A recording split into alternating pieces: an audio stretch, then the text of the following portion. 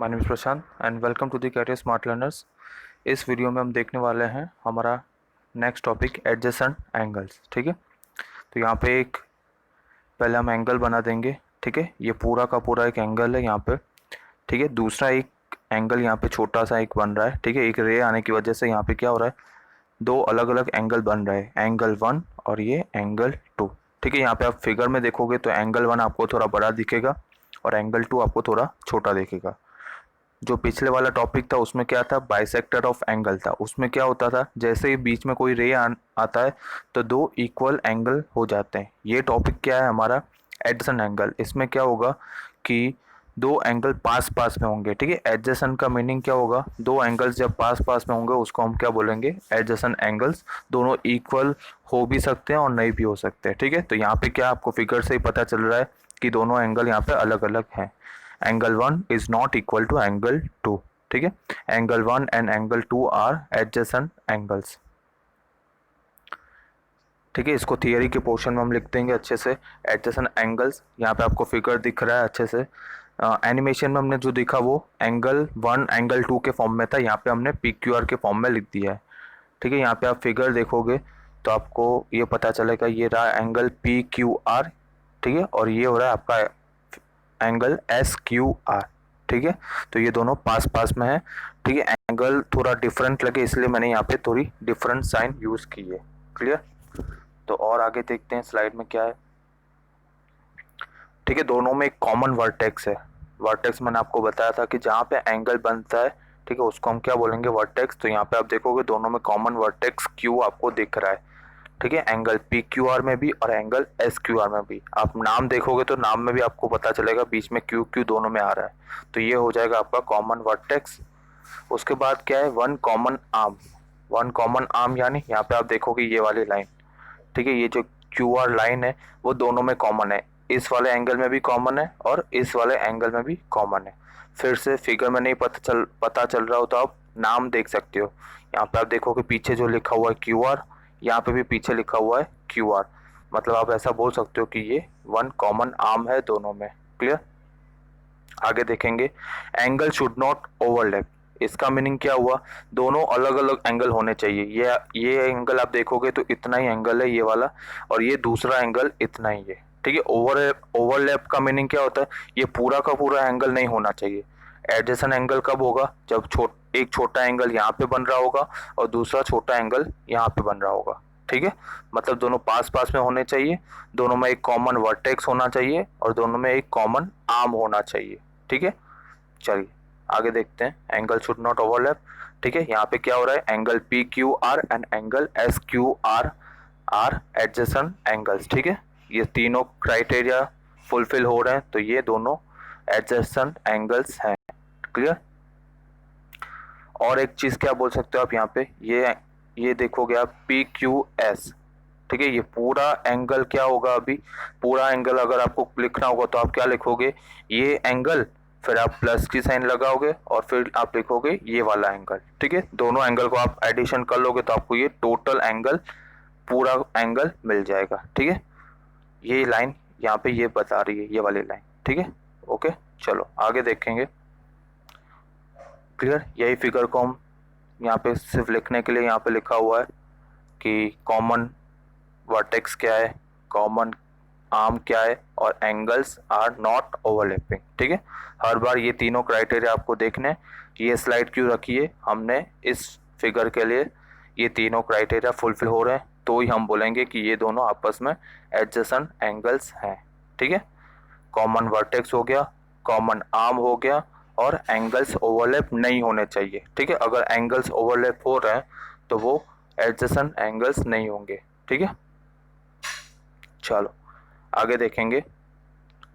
यहाँ पे 3-4 क्वेश्चंस होंगे, आपको बताना होगा कि क्या वो एडजेसेंट एंगल्स है या नहीं है। ठीक है, तो यहाँ पे मैं एक एंगल ड्रॉ कर रहा हूँ। ठीक है, यहाँ पे बहुत सारे एंगल हो गए, ये हो गया एंगल 1 और ये दूसरा हो जाएगा आपका एंगल 2। क्वेश्चन क्या है, क्या एंगल 1 और एंगल 2 एडजेसेंट एंगल होंगे। ठीक है, तो आपको क्राइटेरिया, वो 3 क्राइटेरिया देखने हैं। ठीक है, यहाँ पे आप देखोगे दोनों में कॉमन वर्टेक्स तो आ रहा है। ठीक है, देखोगे आप ये वाला एंगल y के पास बन रहा है और ये वाला एंगल भी y के पास बन रहा है, ठीक है। तो फर्स्ट क्राइटेरिया तो हो रहा है, लेकिन सेकंड क्राइटेरिया क्या है एडजेसेंट एंगल होने में सेकंड क्राइटेरिया ये है कि कॉमन आर्म होना चाहिए, ठीक है। दोनों में एक कॉमन आर्म होना चाहिए। यहाँ पे क्या हो रहा है, इसका आर्म ये है और इसका आर्म ये है।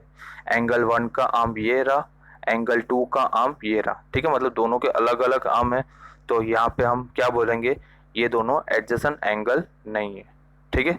अगर यहीं पे ही और कोई एंगल होता, जैसे एंगल 3 हो गया यहाँ पे, तो आप ऐसा बोल सकते हो कि एंगल 3 और 2 एडजेसेंट होंगे, ठीक है, क्योंकि उनका ये कॉमन आर्म हो जाएगा और ये दोनों ओवरलैप भी नहीं हो रहे हैं और दोनों का कॉमन वर्टेक्स भी आ गया, ठीक है। लेकिन एंगल 1 और एंगल 2 यहाँ पे एडजेसेंट एंगल नहीं होंगे क्योंकि ये क्राइटेरिया नहीं फुलफिल हो रहा, ठीक है। तो ये हो जाएगा आपका आंसर नो।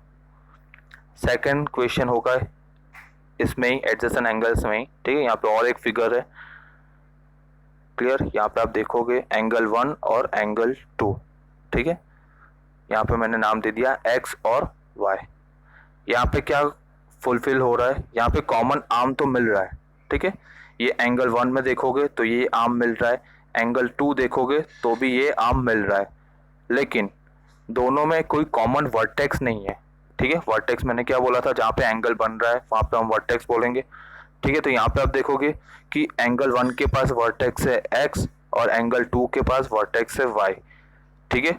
हमारा क्राइटेरिया क्या था, दोनों में कॉमन वर्टेक्स होना चाहिए, ठीक है। तो यहाँ पे तो दो डिफरेंट वर्टेक्स मिल रहे हैं, तो ये भी क्या होंगे, एडजेसेंट एंगल नहीं होंगे, ठीक है। तो यहाँ पे भी हम आंसर लिख देंगे नो, ठीक है। थर्ड क्वेश्चन देखेंगे,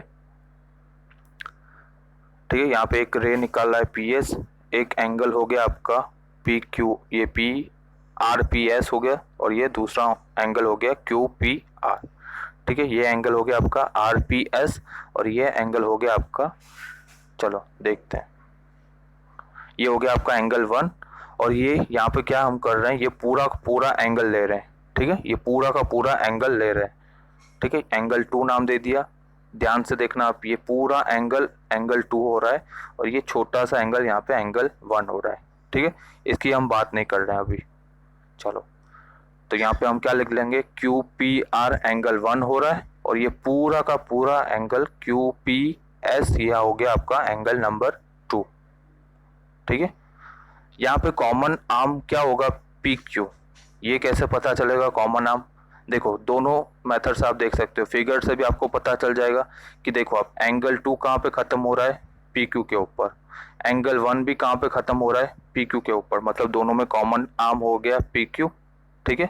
और आप यहाँ पे नाम से भी देख सकते हो, यहाँ पे आप नाम को देखोगे, ऑब्जर्व करोगे, QPR और QPS, ठीक है। तो यहाँ पे देखोगे आप QP दोनों में कॉमन, ठीक है, मतलब यही PQ बोलो या QP बोलो, दोनों एक ही चीज़ है। तो यहाँ पे हमें कॉमन आर्म तो मिल रहा है, ठीक है, लेकिन और कॉमन वर्टेक्स भी मिल रहा है। यहाँ पे आप देखोगे दोनों में वर्टेक्स P है, P के पास ही ये छोटा एंगल भी बन रहा है और ये बड़ा एंगल P के पास ही बन रहा है, ठीक है। तो मतलब दोनों में कॉमन वर्टेक्स भी मिल रहा है हमें P, लेकिन यहाँ पे क्या हो रहा है, एंगल्स ओवरलैपिंग हो रहे हैं। हमारा क्राइटेरिया क्या था, जब भी एडजेसेंट एंगल होगा तो ये ऐसा ओवरलैप नहीं होना चाहिए। ओवरलैप का मीनिंग, यहाँ पे आप देखोगे ये इतना बड़ा एंगल है और उसके अंदर ही ये छोटा वाला एंगल 1 आ रहा है, तो ये चीज़ नहीं होनी चाहिए जब भी आपको एडजेसेंट एंगल बोलना हो तब, ठीक है। एंगल्स आर ओवरलैपिंग, तो ये थर्ड क्राइटेरिया यहाँ पे फुलफिल नहीं हो रहा, इसलिए हम यहाँ पे हमारा आंसर लिखेंगे नो, ठीक है। तो यहीं पे हम हमारा वीडियो एंड करेंगे। नेक्स्ट वीडियो में कोई दूसरा टॉपिक हम देखेंगे इसमें और वीडियो को कंटिन्यू करेंगे। Thank you for watching.